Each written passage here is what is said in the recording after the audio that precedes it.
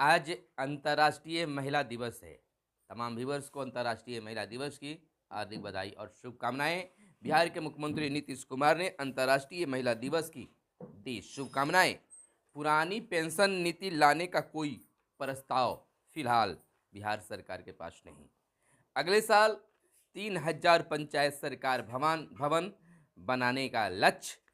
शराब माफियाओं पर नकेल को मोटर बोट से गश्ती। बिहार में मठ और मंदिर की 24,180 एकड़ जमीन।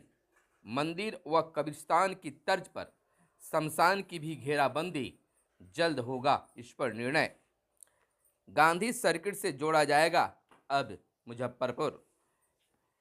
नीतीश कुमार को मिले भारत रत्न लेसीसी। इनपुट अनुदान को रसीद दिखानी होगी जरूरी। और पटना समेत 9 एयरपोर्ट के विस्तार में देरी पर केंद्र और राज्य से जवाब तलब। 7,894 करोड़ का तृतीय अनुपूरक बजट हुआ पारित। और इधर हाजीपुर में 1 करोड़ की शराब जब्त, 6 की हुई गिरफ्तारी। भोजपुर में ग्रामीण बैंक से दिन दहाड़े 13 लाख की लूट। परीक्षा का अतिरिक्त मौका जटिल मुद्दा यूपीएससी। चित्रा रामकृष्ण 7 दिन की सीबीआई की हिरासत में।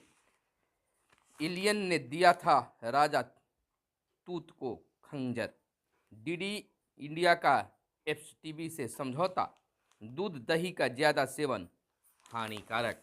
नमस्कार, मैं हूं आपके साथ सुनील बॉबी और आप इस समय देख रहे हैं अपना खास कार्यक्रम बिहार समाचार। बिहार समाचार में तमाम दर्शकों का स्वागत है। बिहार समाचार में हम खबरों को लेते हैं अखबारों के पन्नों से। अखबारों में क्या छपा है और क्या आपके लिए काम की खबरें।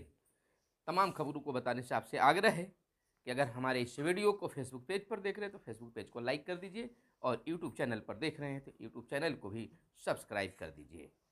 दोस्तों, मेरा एक दूसरा चैनल दैनिक तंत्र को भी आप सब्सक्राइब कर सकते हैं, क्योंकि वहाँ भी आपको अच्छी और बेहतर वीडियोज देखने के लिए मिल जाते हैं। चलिए खबरों की सिलसिला आज महिला अंतर्राष्ट्रीय दिवस से शुरू करते हैं।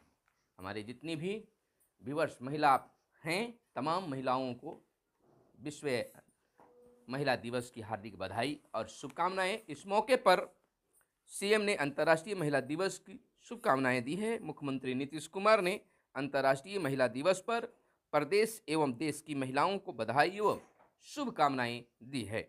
महिलाओं के प्रति सम्मान व्यक्त करते हुए सीएम ने कहा है कि महिलाएं समाज का अभिन्न हिस्सा है।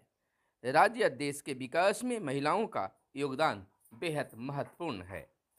वे प्रतिभा के बलबूते अपनी अलग पहचान बना रही हैं।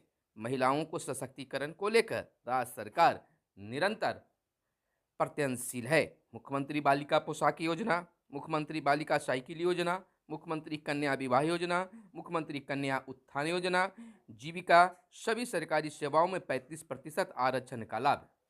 पंचायती राज एवं नगर निकाय चुनाव में महिलाओं को 50% आरक्षण का लाभ सहित कई अन्य योजनाएं चलाई जा रही है, जिससे आज महिलाएं आत्मविश्वास के साथ प्रदेश में तरक्की में अपना महत्वपूर्ण योगदान दे रही हैं। इधर अगले साल 3,000 पंचायत सरकार भवन बनाने का लक्ष्य। विधानसभा में पंचायती राज मंत्री सम्राट चौधरी ने कर दी है घोषणा। पंचायती राज विभाग की अनुदान मांग पर सरकार का पक्ष रख रहे थे मंत्री सम्राट चौधरी। कहा 3,000 पंचायतों में भूमि की उपलब्धता के लिए विधायकों से भी आग्रह करेंगे। 1,480 पंचायत सरकार भवन का निर्माण पूरा हो चुका है। 25,000 करोड़ गांवों के विकास पर खर्च किए गए। गांव में 14 लाख स्ट्रीट लाइट लगेगी और लेमन ग्रास की खेती को 20,000 प्रोत्साहन राशि भी मिलेगा, मंत्री का ऐलान है। और समय रहते मिलेगा खेती के लिए अनुदान, यह कृषि मंत्री का भी ऐलान है।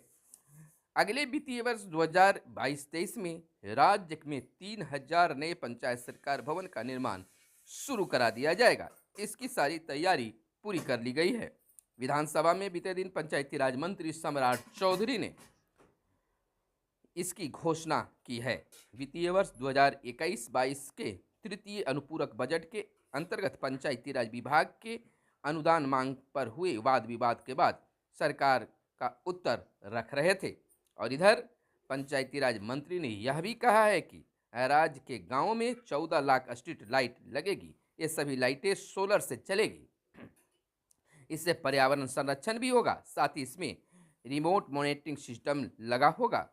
और कृषि मंत्री अमरेंद्र कुमार सिंह का भी एक बयान आया है। मंत्री अमरेंद्र प्रताप सिंह ने कहा है कि राज्य में लेमन ग्रास की खेती को बढ़ावा देने के लिए सरकार किसानों को 20,000 रुपये प्रति हेक्टेयर प्रोत्साहन राशि देती है। विभाग की निवेश नीति से इसका प्रोसेसिंग यूनिट लगाने पर भी कई तरह की सुविधाएं हैं।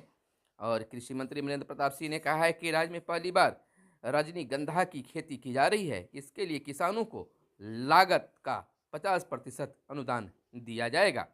और शराब माफियाओं पर नकेल कसने को मोटर बोट से गश्ती 3 साल के लिए मोटरवेट लेगी राज्य सरकार। उत्पादन विभाग ने कंपनियों से मांगा है प्रस्ताव। और ड्रोन की नज़र में आने वाले शराब के केंद्रों तक तुरंत पहुंचने में इनका होगा अब उपयोग। 3 साल बाद भी सरकार ले सकती है बोट की सेवा।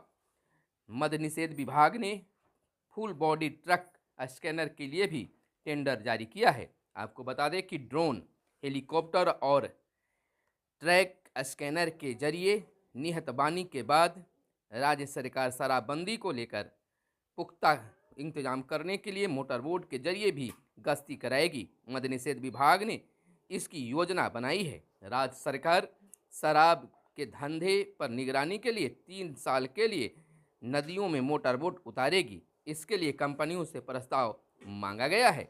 और इधर अब मंदिर और कब्रिस्तान की तर्ज पर शमशान घाटों का भी घेराबंदी जल्द कराने का निर्णय लिया गया है।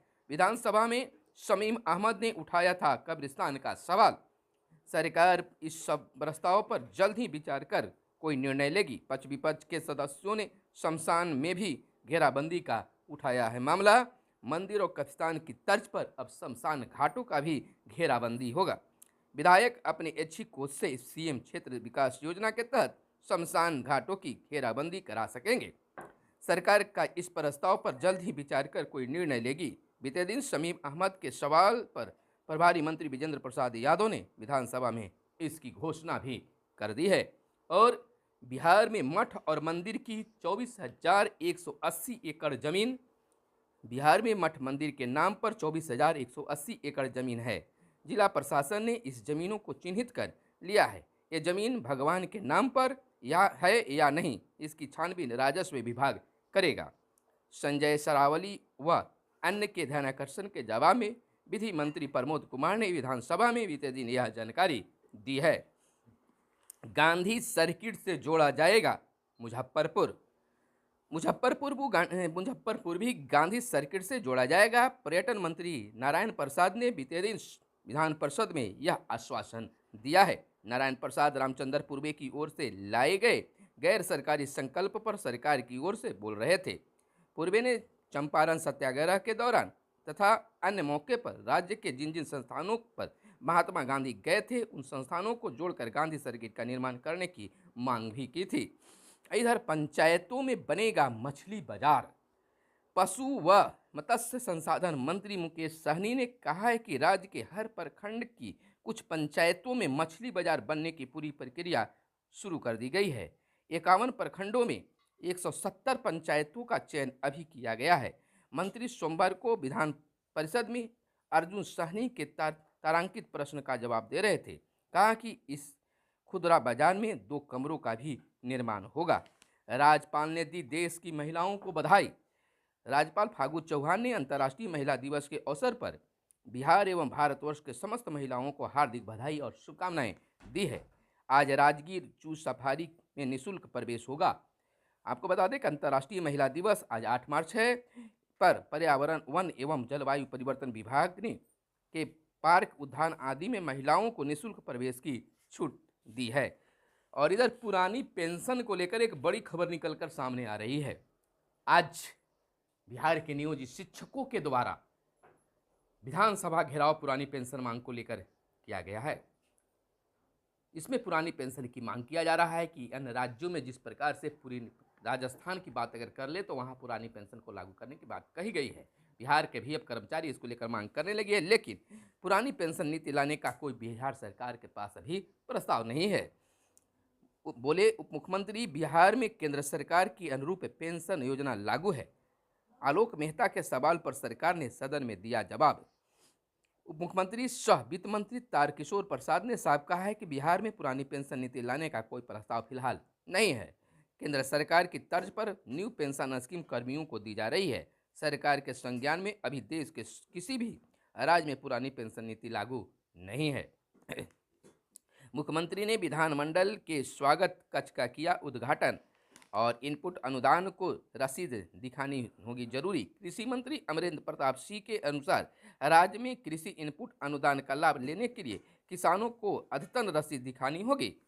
इधर नीतीश कुमार को मिले भारत रत्न, लेसीसी की मांग। मुख्यमंत्री नीतीश कुमार को भारत रत्न सम्मान देने की मांग मध्य एवं उपभोक्ता संरक्षण मंत्री लेसीसी ने की है। लेसीसी ने कहा है कि महिला सशक्तिकरण और नारी उत्थान कार्यक्रम चलाकर महिलाओं को मौन क्रांति का संचार करने के लिए मुख्यमंत्री को यह सम्मान प्रदान किया जाए। इधर 7,894 करोड़ का तृतीय अनुपूरक बजट पारित हुआ है। वित्तीय वर्ष 2021-22 के तृतीय अनुपूरक बजट 7,894 करोड़ विधानसभा में पारित कर दिया गया है। इधर पटना समेत 9 एयरपोर्ट के विस्तार में देरी पर केंद्र और राज्य सरकार से जवाब तलब हुआ है। थानों में जब्त गाड़ियों से जाम लगने पर तलब भी हुआ है। और इधर कुछ और बड़ी खबरें जो आपको जानना जरूरी है। इधर हाजीपुर में 1 करोड़ की जब्त शराब। हाजीपुर में 1 करोड़ की शराब जब्त की गई है। 6 की गिरफ्तारी भी हुई है। औद्योगिक क्षेत्र में पुलिस टीम की कार्रवाई, 5 पिकअप और ट्रक जब्त किए गए हैं। 716 कार्टन शराब जब्त 12 चक्का ट्रक में मंगाई गई थी। और गुप्त सूचना के आधार पर औद्योगिक क्षेत्र के पुलिस ने कार्रवाई की है। 6 लोग गिरफ्तार किए गए हैं। आरोपितों से पूछताछ की जा रही है, मनीष एसपी वैशाली का यह कहना है। इधर भोजपुर में ग्रामीण बैंक से दिन दहाड़े 13 लाख की लूट की गई है। और परीक्षा का अतिरिक्त मौका जटिल, यूपीएससी का कहना है। सुप्रीम कोर्ट में संघ लोक सेवा आयोग यूपीएससी की मुख्य परीक्षा में बैठने का अतिरिक्त मौका देने की मांग कर रहे छात्रों की अर्जी पर उच्चतम न्यायालय ने सोमवार को सुनवाई की है।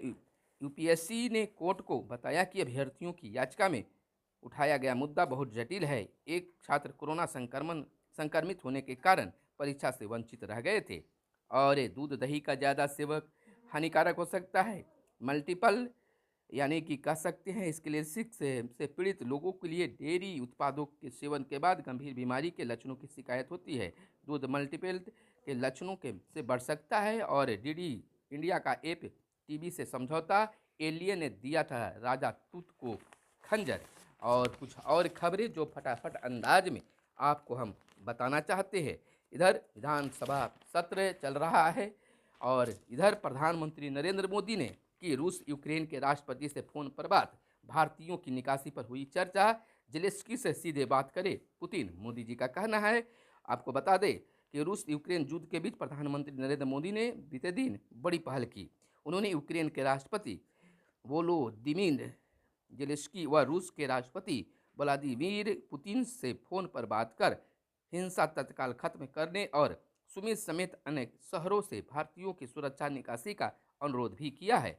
और इधर एनटीपीसी परीक्षार्थियों की रेलवे ने सभी मांगे मानी। राहत की बात है, रेलवे रिक्त पदों की अपेक्षा 20 गुना अभ्यर्थियों को परीक्षा देने का मौका देगी। रेल मंत्री की अध्यक्षता में हुई बैठक में बनी सहमति, रेलवे जल्द जारी करेगी अधिसूचना। तो यह थी आज की ताज़ा तरीन खबरें जो आपको जानना शायद जरूरी था। फिर मिलते हैं अगले वीडियो में, तब तक के लिए दीजिए इजाज़त। धन्यवाद। जय हिंद, जय भारत, वंदे मातरम।